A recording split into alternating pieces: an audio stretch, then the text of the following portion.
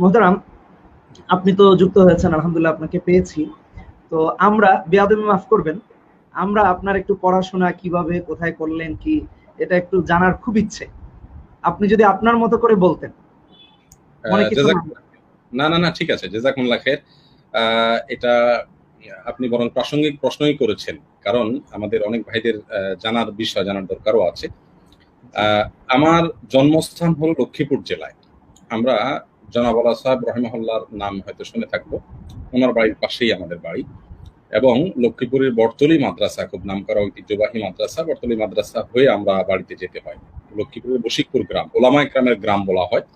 এবং এক বাড়িতেই, আমাদের পুরাতন বাড়িতে উমেদপুর বাড়ি বলে, সেখানে বলা হয়ে থাকে যে দারুল উলুম দেওবন্দ থেকে পড়ুয়া অনেক আলেম একই বাড়িতে ছিলেন।